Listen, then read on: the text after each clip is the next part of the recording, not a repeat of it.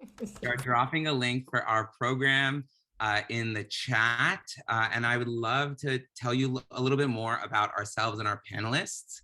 Today on our panel, Leaders of Tomorrow, we're talking about how young people find community today in 2021, how we're creating our community, and how we see our community moving forward.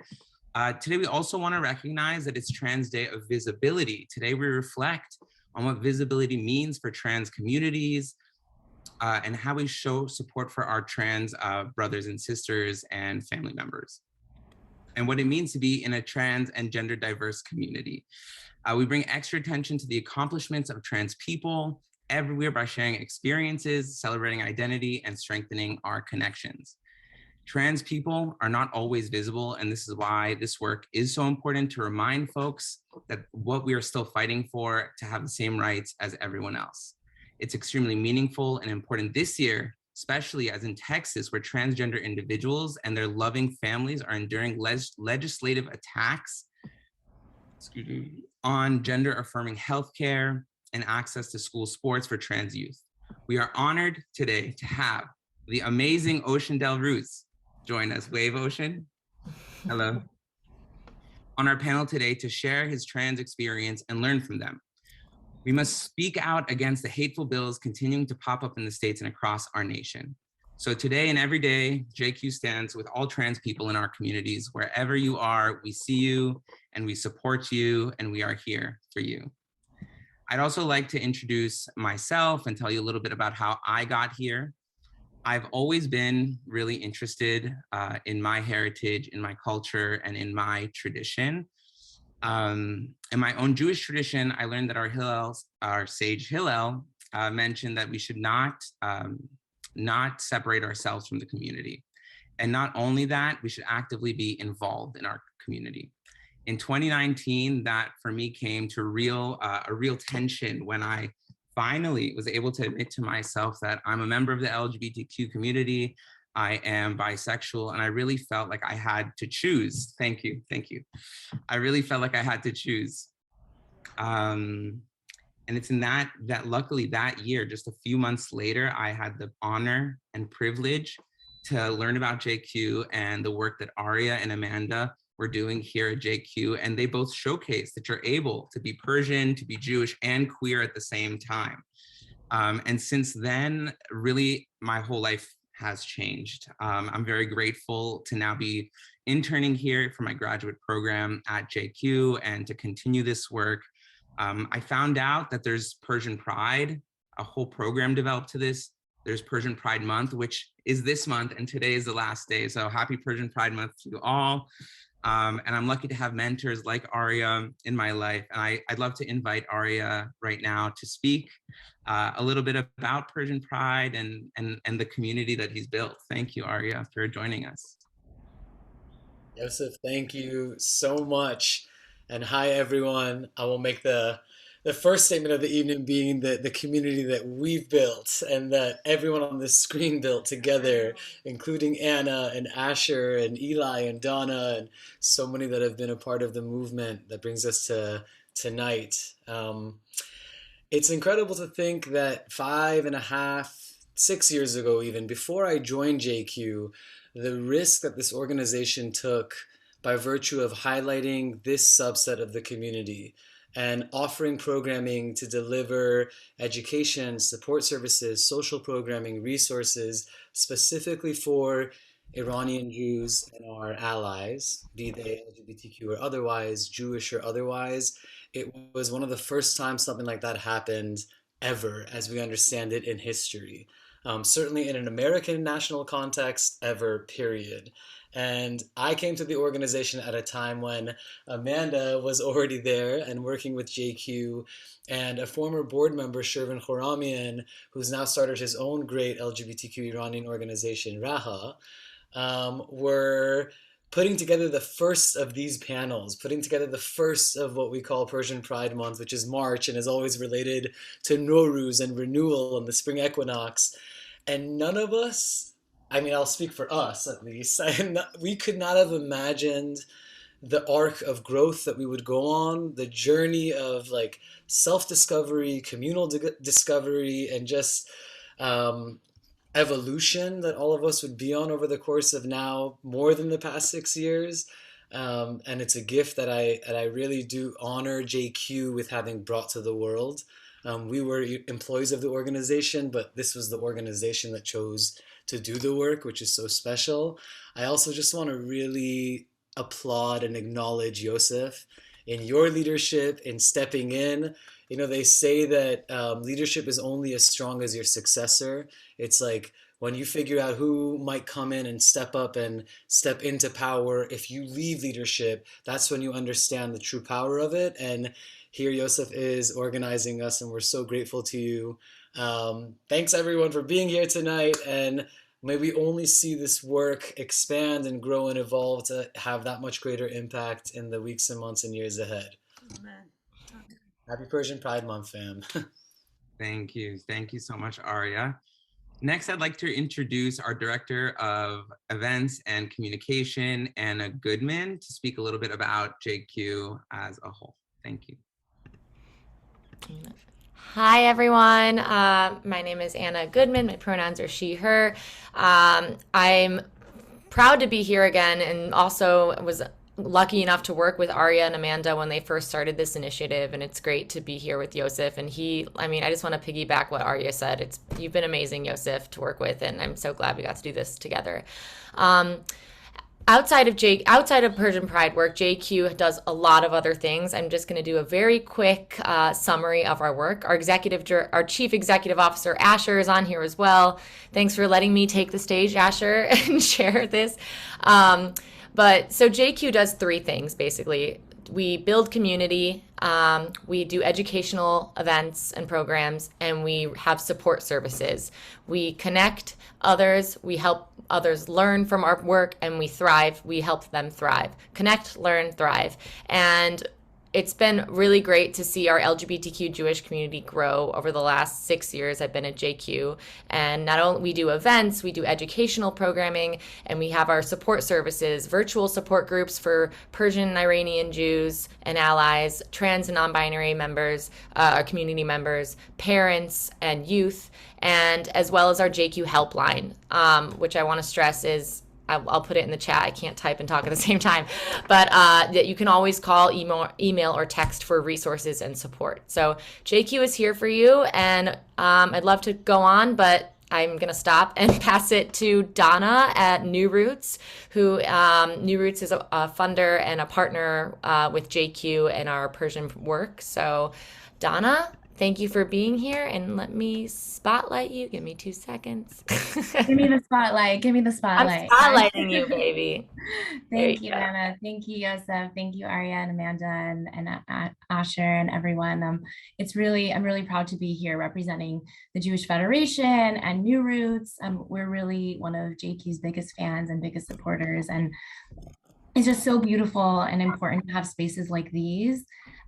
Especially with Persian Pride, right, where we can come together as we are, perhaps over a cup of chai, a cup of Persian tea at our and tonight at our own homes, but really together as a community. And I just want to back up for a moment to share a little bit more about what the Federation does. We're really an organization that's been around for 115 years, that's dedicated to identifying the greatest opportunities and challenges facing the Jewish community here in LA, in Israel, and really globally. Some of the things we do is we provide financial assistance to our community's most vulnerable. We create pathways to send kids to Jewish summer camp and do work on our college campuses, and more specifically, more closely to the work that I do, through NuRoots, we create innovative, reimagined Jewish experiences to create community.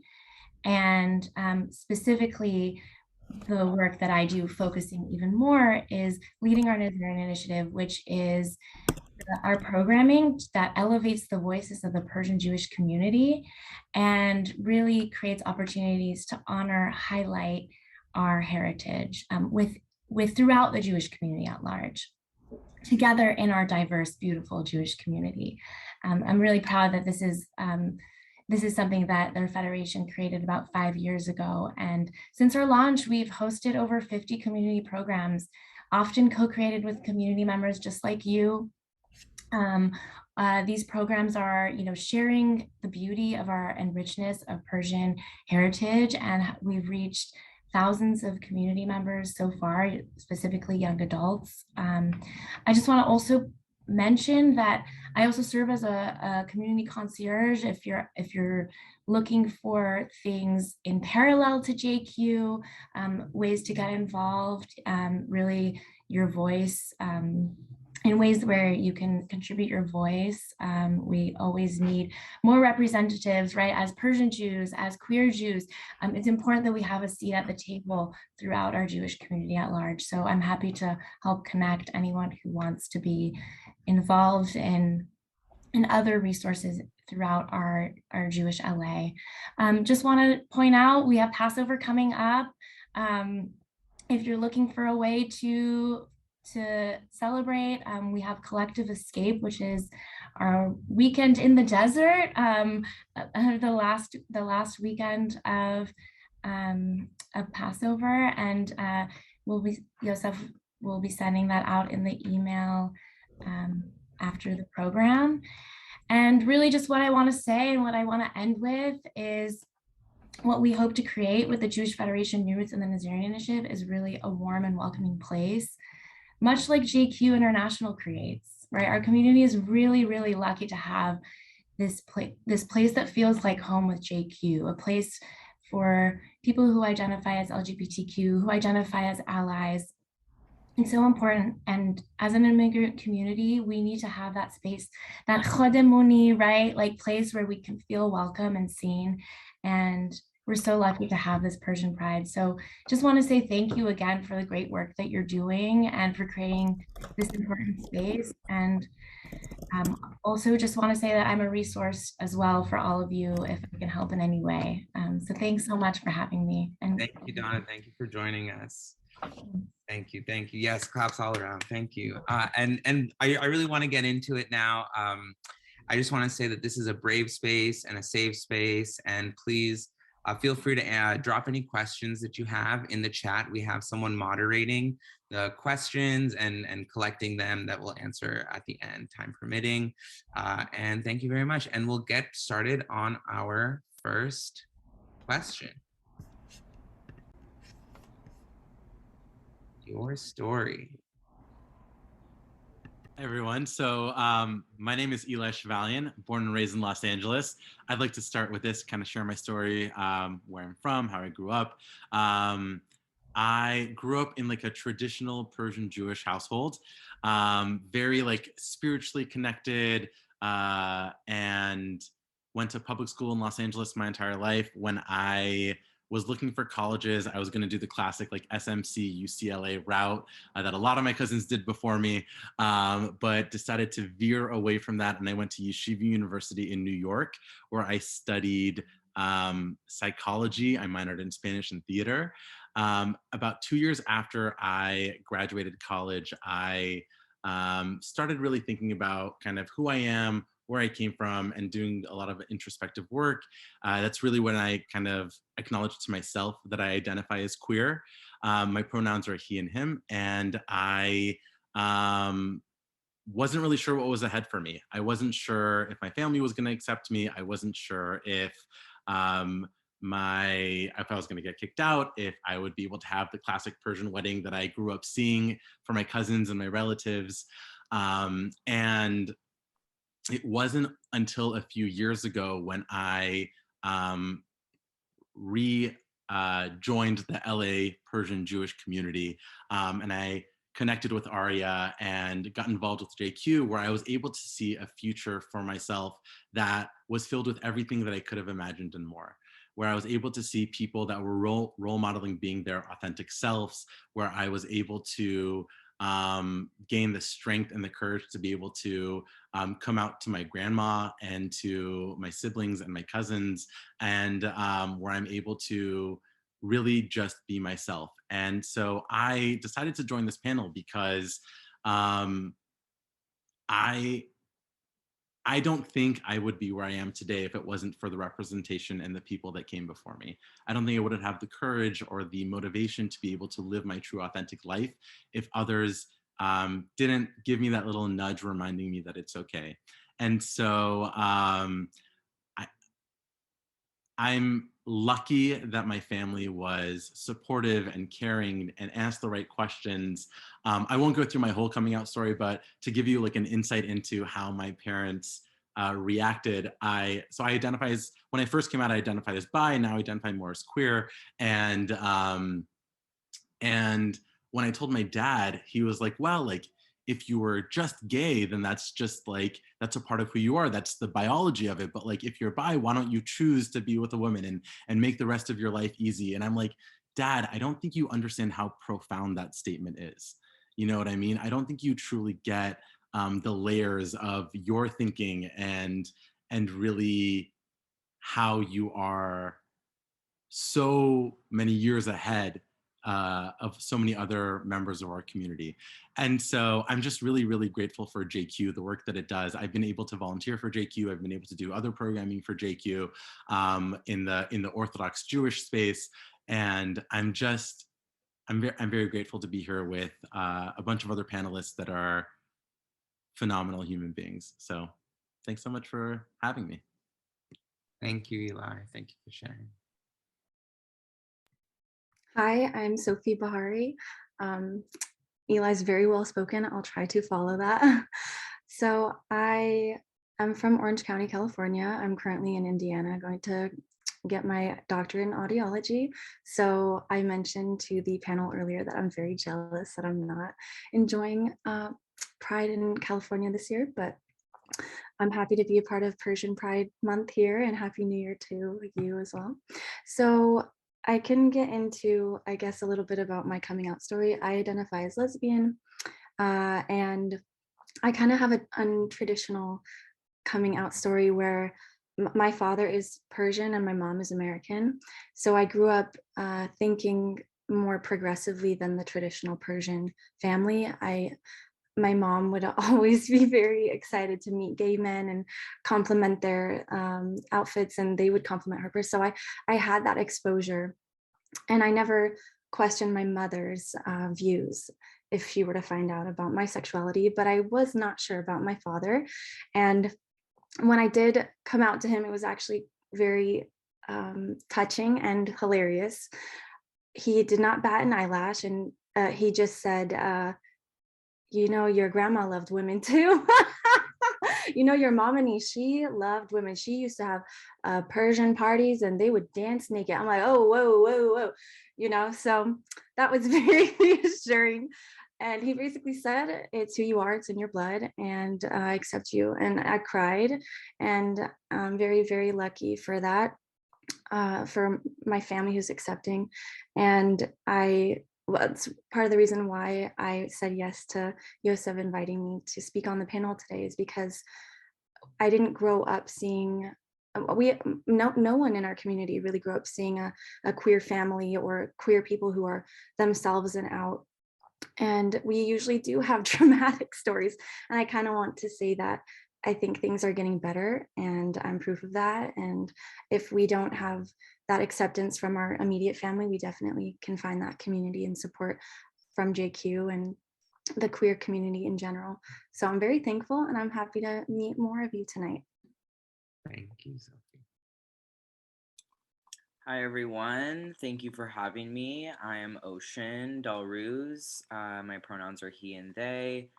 I kind of recently came out as a trans person in 2020. I started my transition in January before the pandemic hit, and then very quickly had to, stay inside and have most of my transition not being seen by the outside world, which in some ways was a blessing and in some ways not a blessing. I am Persian and I used to live in the Bay Area. That's where I was born. And when I kind of discovered my queerness, I was still living a woman. And when my family found out, they didn't have a very good reaction. It was a very poor reaction, and that is why I moved away from the Bay Area when I was 16 and started a life down in Los Angeles. And yeah, and since then, I had a different reaction from my family about my trans identity. I wouldn't say that it was a great reaction, but it was definitely a lot more accepting and um, one of the words that I don't like to use it was more tolerant of my identity than it was before. Um, so I'm really excited to be here and to have the opportunity to generate a space in which Persian people can feel safe in community with each other because I never had that. And one of the things that I feel like a lot of us have said is that I and all of you are the representation that I needed as a youth. And I think the more that we have these conversations and the more that we share about our lives and families and identities, the safer that more people will feel to be their true authentic selves. And I'm just really happy to be here, and it's such an honor. So thank you. Thank you for joining us, Ocean. Thank you. Our next set of questions will show up on the screen momentarily. Okay, so as I mentioned earlier, I identify as lesbian.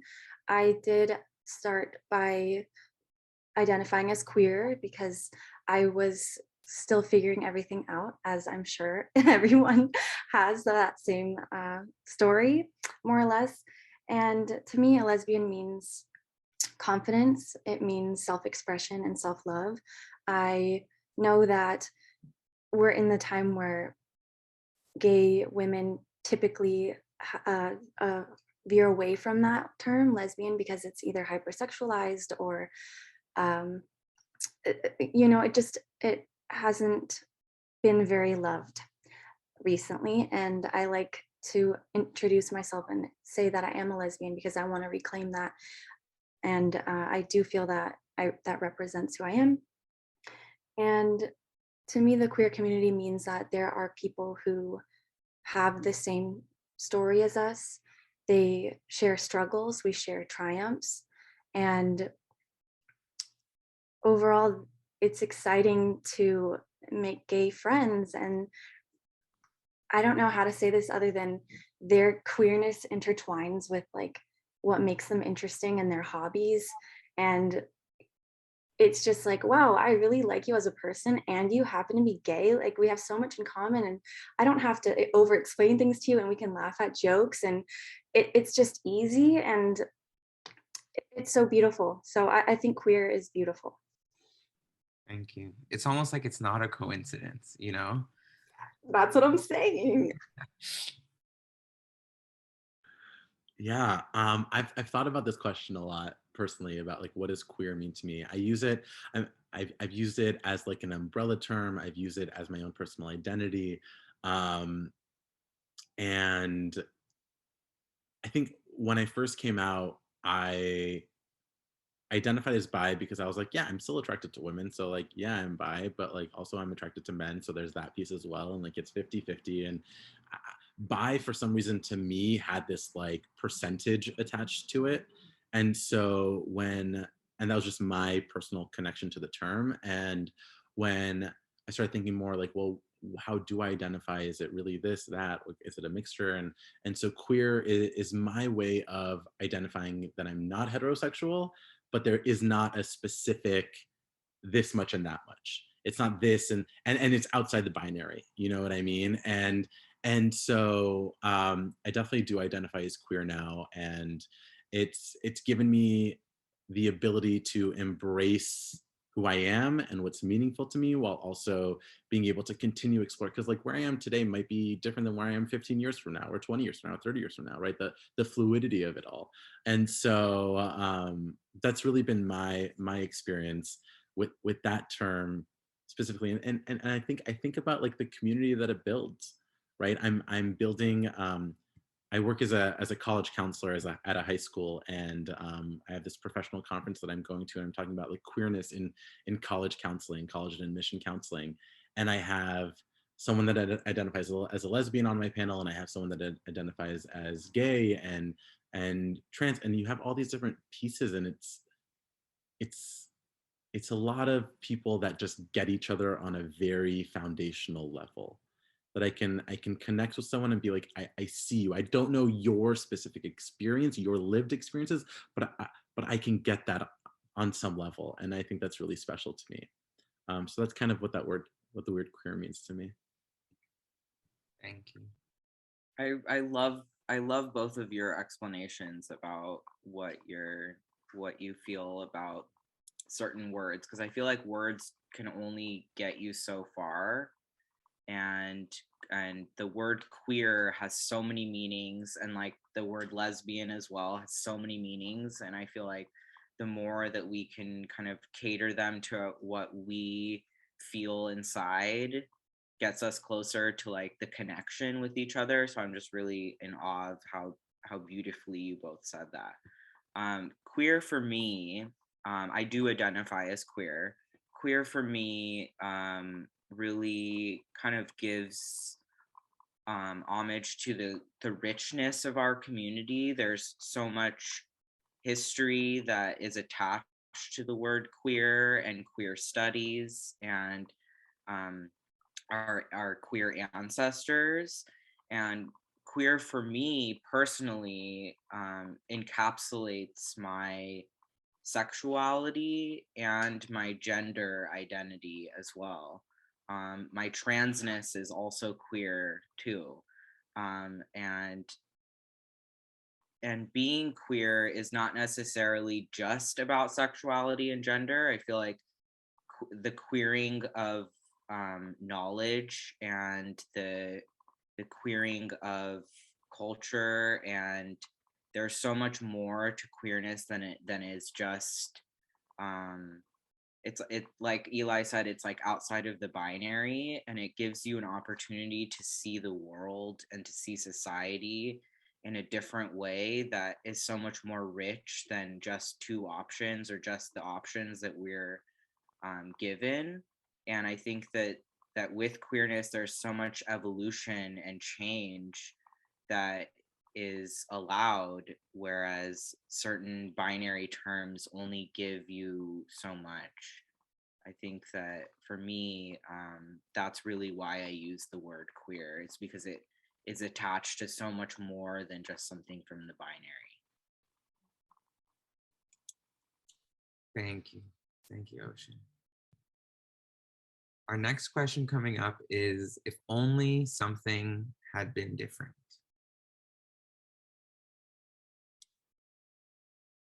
Ocean, this one is for you. Sorry, I was muted. So for me, I spoke a little bit about the experience I had with my sexuality and being outed.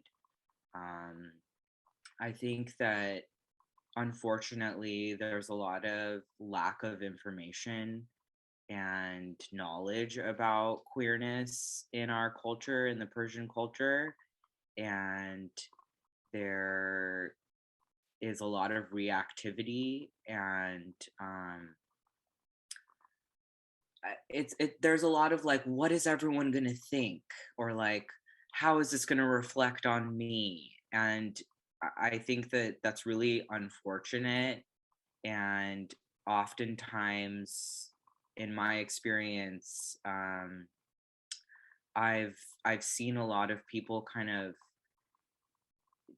like it's almost like a selfish reaction, where it's like, what is the best thing, like what I wish could happen is when as a person, you can kind of like, what I like to say is that like I'm giving you the tools to love me and you just have to use them. And a lot of times it's like backwards, where we have to fit into these molds, and it doesn't make us happy. And as long as you fit into the mold and you go a certain path, then that'll check all the boxes. But it's like, are we actually happy? Are we okay? Are we affirmed in our identities and our lives? And I think that there's a lot of lack in that regard in community spaces that I've experienced within my own family, unfortunately. Ocean, I think you bring up a lot of really interesting pieces, because this question is hard for me on a philosophical level.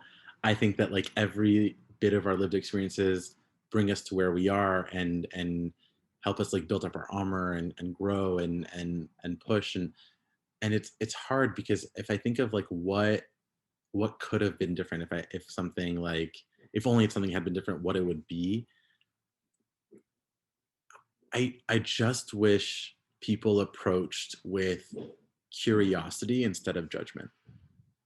I think that's my thing. I think my thing is ask questions, do research, feel uncomfortable, and also explore where that discomfort comes from. But it's hard in a community where so much of, especially in the Persian Jewish community, where so much of it is looks and appearances and this and that, and like, and the quick snap judgment of like, is this person going to get me ahead, or are they not going to get me ahead in life, or is this a crowd that I want to be a part of? And I'm grateful, I'm lucky that in the later part of my life, I've been able to move away from those types of people, and I've been able to surround myself by people that are loving and supporting, and don't really believe in that. But I wish there was more curiosity. I wish there was more questions and real conversations just like this, because this is where the growth really happens. Yeah. Thank you, Eli. Thank you. Yeah, and I'm gonna chime in here too. I feel like on that topic about curiosity, I remember in my young years, I remember being in 6th grade, and I think like that's when I got the most messaging about the queer community, about being about LGBTQ individuals, and not just from my peers at school saying kind of like immature, not even thinking about what they were saying. From some parents, I remember in my carpool, this is like to speak just about the depth of this experience. Like one of my carpool parents said one thing once, and that I have that moment seared in my mind. And it's been like a process to reverse that one message that they delivered without even thinking about it. And I think oftentimes what people don't realize is those one comments that will kind of really just like even derail you like months and years down the line. So just a little bit more thoughtfulness in the community, understanding that like we are all people. And the interesting thing that I've experienced is that, for example, my grandfather, he is very well versed in like Persian, Iranian kind of poetry and history and literature. He has a lot of pride deep in his soul, and he talks about Iran back in the day, of course, like with such presence and beauty, like it's like right in front of him, and as this really open-minded culture, like ready to receive from the world in many ways. And at the same time, in the same breath, oftentimes other things, less nice things are uttered in the same sentence. So I'm just kind of thinking about how we speak and what we speak and in what ways we speak it. really being present and mindful. And that is my piece. And I'll pass it to Sophie. First of all, I'm sorry to hear that. I know we all probably have those traumatic instances that unfortunately we're going to therapy for, and these certain people should look into that themselves. I think as a whole, the Persian Jewish community has a lot to work on, just in terms of, I don't like a whole bunch of things like sexism and racism and a lot of high expectations. And I think we are so hardworking, we're so intelligent. If a little bit of that effort was put towards loving, people who are different, who are beautiful and queer and not typical that we are seeing, I think we'd have a really great, a safer space for everybody. And specifically, one experience I'm thinking of is just as a woman, the expectation to get married to a man is just seems to be the only conversation. And my wonderful grandmother, Mamani, who apparently was bisexual, who knows? I only heard this story from my father. If she asked me when I was like 17, do you have a boyfriend? Everybody would ask, do you have a boyfriend? Oh, how many kids do you want? And they wouldn't really, I would have felt so just amazing. I would have been so proud and felt safe. But this is a side note. I have an identical twin sister who is straight, and I felt just seeing her experience compared to mine. I was a shell. I closed up. I didn't feel safe, and I didn't want to let them in. And I have finally told maybe 3 cousins, and we have so many cousins, so I think just shifting so first of all, on behalf of what everyone said, it seems like these people just need to talk a little less and just listen more. And additionally, understand that there's so much out there that's different than them. And, but what other people think in the community should not be your main priority. Your main priority should be to love your family and make them feel worthy, because they are worthy.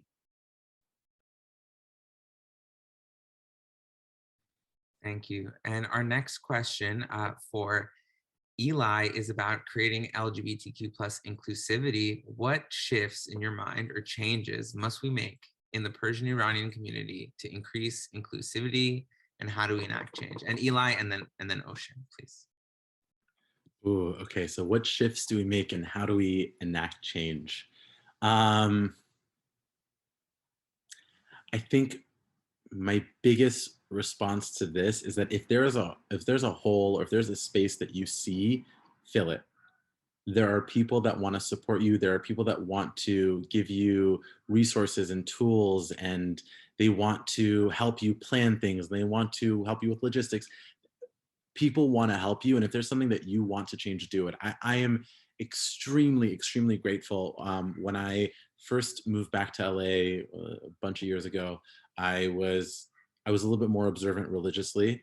And I was like, I want Jewish queer programming, but I'd love for it to be with a community that understands my level of religious observance, And so I reached out to, I think I spoke to Ari about it, I spoke to Anna, I spoke to a few people, and my friends and I just got together and we started doing programming for Orthodox queer Jews in Los Angeles.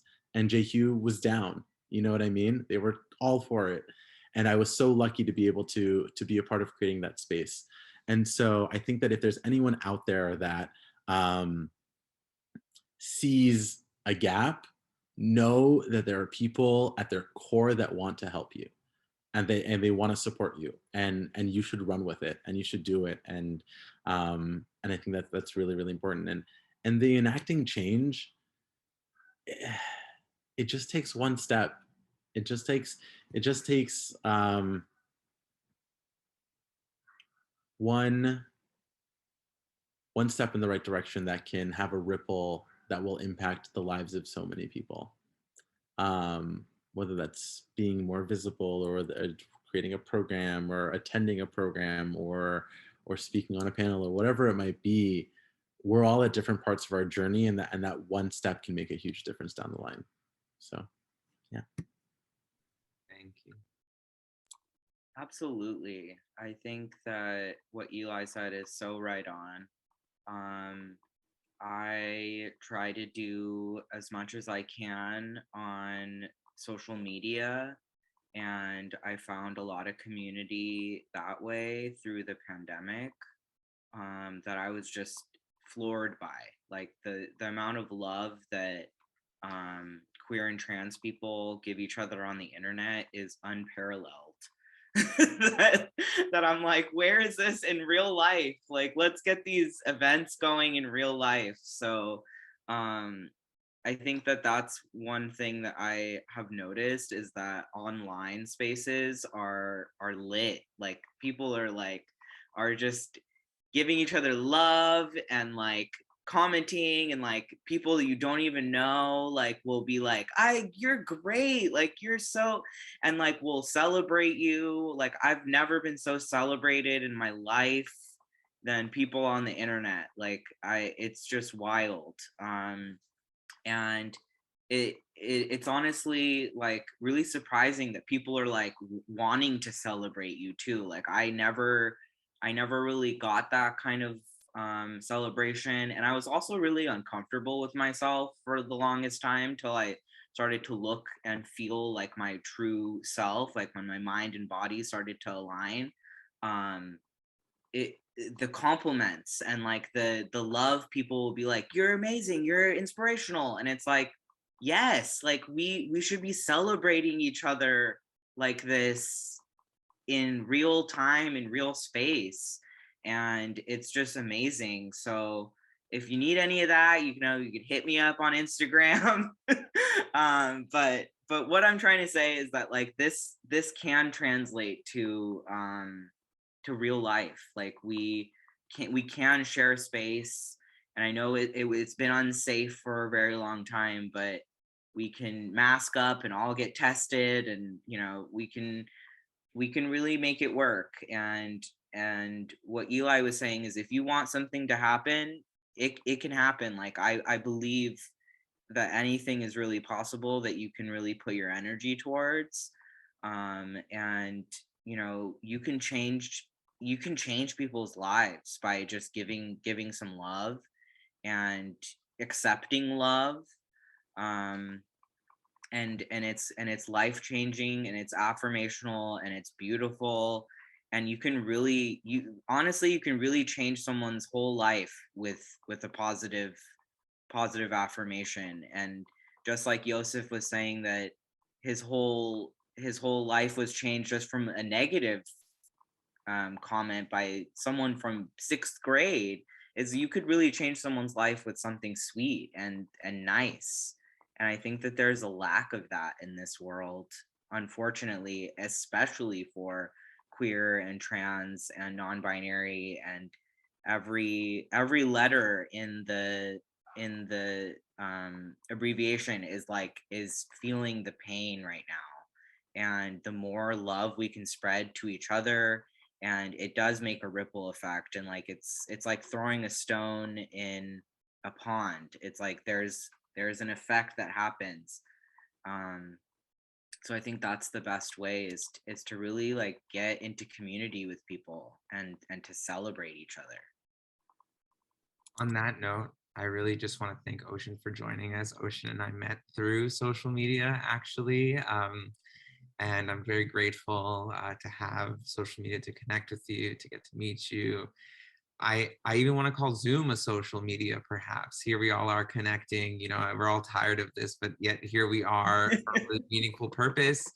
And I'm so grateful to have met you, and excited to, you know, one day soon meet in person, and get to form that bond in person. Yes, So thank you. you. I'm so honored. And for another water metaphor, I almost didn't make it because I had a flood in my apartment. So I've been dealing with a flood the past couple days, but things are going better now, and I'm not underwater. So Thank you. Thank you. So I was able to make it, and I'm so glad that I did. And I'm just so honored and happy to be in community with you all. Thank you. Thank you. So our next question, and this is open for anyone on the panel to chime in. For many people, speaking in public forums on LGBTQ plus topics is a real act of courage. It's a challenge, and you all so gracefully, with everyone on this panel, when I asked them, said, yes, I will be on, like, it is my honor and pleasure to be on this panel. I would love to hear from some of you. Where do you see the next steps of your activism, and where do you see your future in this space, and how do you understand your role as a Persian LGBTQ person in creating a more inclusive space? I know some of you already spoke to it, but I want to give that opportunity to others if they are interested. I think I'd love to jump in with this one. I think it's a very interesting question, because for the past, I would say, like 5 or 6 years of my life, I've thought about how much of activism is like being on the front lines, like being at rallies and this, and on posters and in panels and this, and how much of it is just living your life. How much of it is just being like your authentic self and navigating the world around you, being true to yourself and who you are, and what's deep at your core. And I think maybe the answer is a little bit of both. But for me, I feel grateful that I'm able to be who I am, be open about it, and hopefully make an impact on those around me. I work at a modern Orthodox Jewish high school, and I am out. I have many rainbows in my office, and I speak on topics publicly, and I think about like the privilege I have to be able to be in that space and to be who I am and authentically myself. And I hope like one kid comes into my office and sees that, and that means something, because it just takes one, and I don't know what you think of activism. To me, it's really what speaks to you. It's how can you be your authentic self in a safe, meaningful way to yourself. That's what I think. Thank you. I'll jump in here. I think for me, I want to be the representation that I didn't get to see when I was a youth. I think the more people are true to themselves above all else, regardless of family or regardless of what your mama is gonna say,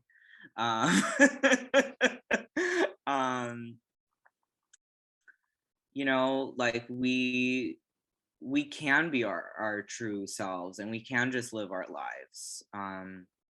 And a part of me, wants to do that and wants to just be like, I don't want to, insert myself, or, I just want to live like with ease, or, but I feel a calling. I feel a responsibility to be visible, and to open doors for others, and to be welcoming, and to be that space that people feel comfortable.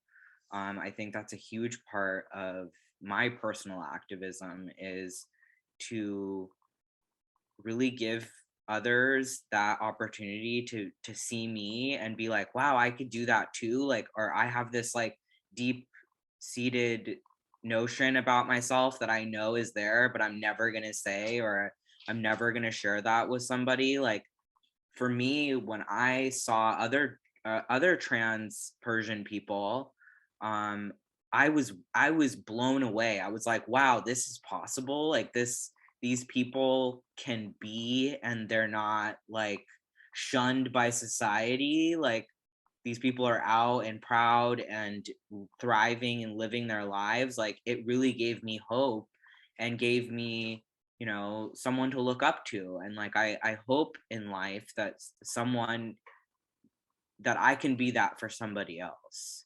I think that's a huge part and portion for me, and that's what I hope to continue to do. Thank you.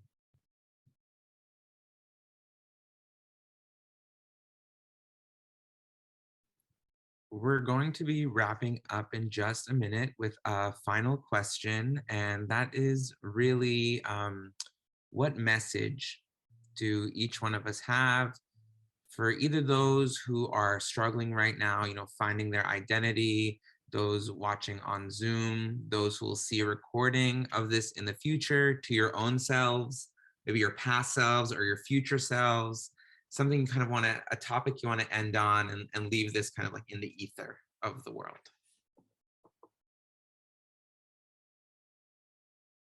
I can start. I think we have a lot of, like, what's the word, like heteronormativity, and that is very powerful, and it kind of gets in the way of our hearts and what we feel inside. And I think the best advice that I would have given myself in the past would be follow what feels good. What feels good, what feels right to you. Other people are going to say whatever, but like what contradicts your person, don't go for it, because sure, you could force yourself to do something, or, you know, but you know the answer, like, you know what's right. And maybe you don't know exactly what that is or what the label is, or, you know, but at the end of the day, you have to, I always like to think of my inner child. Would little Sophie be happy with my choices today? Would she be proud of me? And what is this, something I'm going to regret, or is this something I'm going to feel like I followed my own heart and what I wanted? That's a message, I think, because people get caught up in like, oh, what's right, what's wrong. No, what's good for you. Thank you. I 100% agree with what Sophie said, and that was beautifully, beautifully said. I think for me would be to not listen to the voices that were trying to sway me on a path that didn't feel right.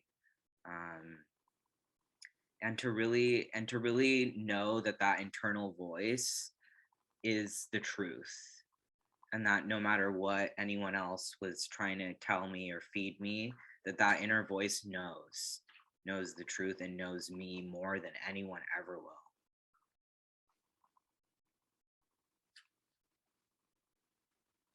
I, it's really funny because right now is I'm a college counselor. Right now is when a lot of decisions are being released for my students, and the number one thing I tell all of them is to run your own race.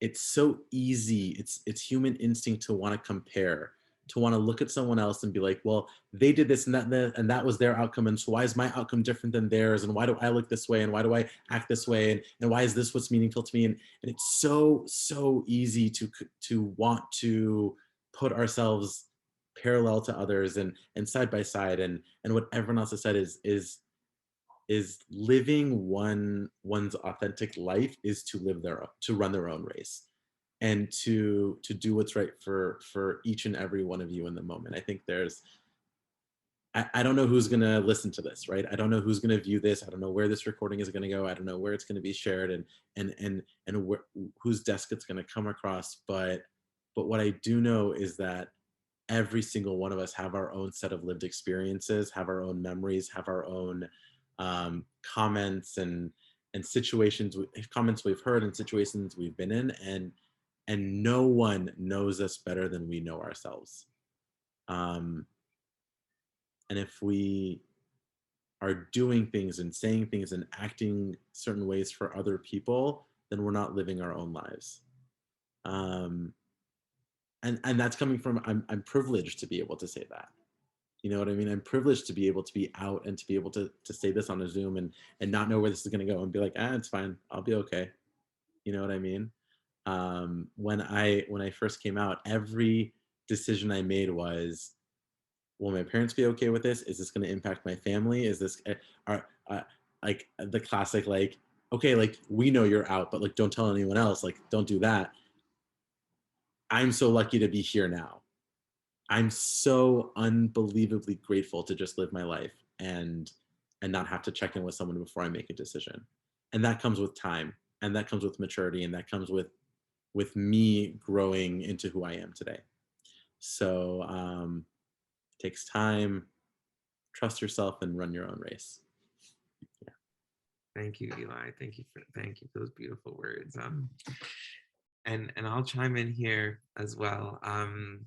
You know, my roommate and I always talk about this concept of love and how powerful love is. And I think love also goes like beyond attraction, both physical and emotional attraction. It's a force. And I think a lot of our Persian poets, you know, talk about love as esh, nafas, like it goes further than just love. Love is like it's a part of your body is love. You know, it's like for our loved ones we say like jigar, and we say you know, and we even say orbunet beraman, like I would give my I would give myself up for you. You know, love is much larger than that. And I would say to myself, lean into it a little bit more.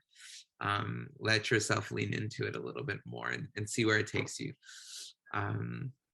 So with that, I just wanted to take a moment to once again thank all of our panelists. And I mentioned this to our panelists early on before the Zoom call. And I just want to say it here too. The work we're doing here changes the world that we live in forever. It's one small step in that point. I wanted to give also an opportunity at this point for anyone to ask any questions or comments. You can either drop it in the chat, or you can raise your hand and we will give you a space to make a question or comment if there's anyone in the crowd who's interested. Don't be shy. Persian Pride. Let's go. And I also want to echo Arya and Amanda, Eli for president.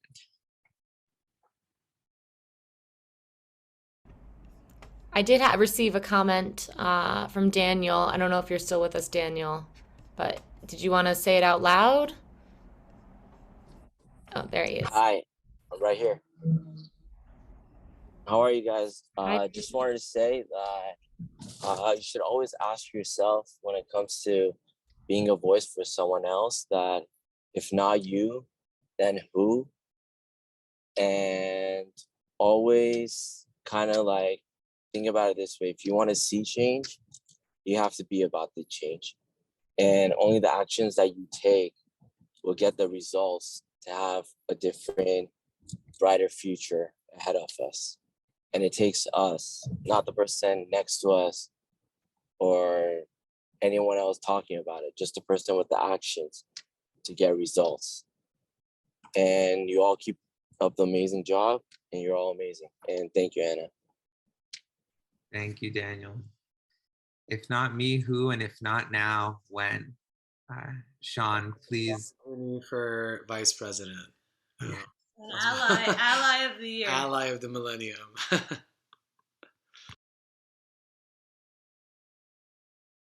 Sean, please. Yeah. Yeah. So this isn't a question. This is more of a comment.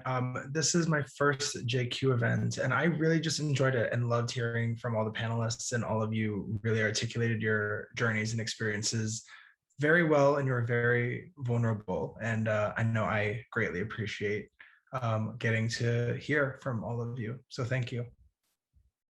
Thank you so much, Sean. Thank you. Is there any more questions or comments? I'll just give it one more minute. You know, Sean, that brings me to a great last point. If nothing else, you feel free to raise your hand. But that brings me to a great last point of getting and staying connected with JQ. You can get connected to us on social media. on Instagram and on Facebook. You can subscribe to our newsletter, as well as check out all of our offerings online on our website at, I want to see if Anna and I can get this at the same time, jqinternational.org. No, we didn't do it. Anyway, and there's a lot to do. Like Anna mentioned, we have services to connect, connect with each other, both LGBTQ plus individuals and allies together. So that's includes everyone on our call. Hopefully everyone's either LGBTQ plus or an ally on this call, right? And to learn through our mutual connection. And also we have support services if you need through our hotline, where you can find resources and really stay connected. I want to say thank you to JQ for hosting this event. Thank you to Anna for helping me make this event happen, to Arya and Amanda. And finally, I wanted to thank all of our amazing panelists who, again, with such a full heart, every single one of you decided so fervently that this panel will happen. So thank you, and I appreciate you all, and I'm glad to know you and be connected to you. Thank you. Thank you, Yosef. If anyone wants to unmute their mic and just say hi or thank you, I might put on some more Persian music before we go. And this was lovely. Great job, Yosef. Thank you. Thank you.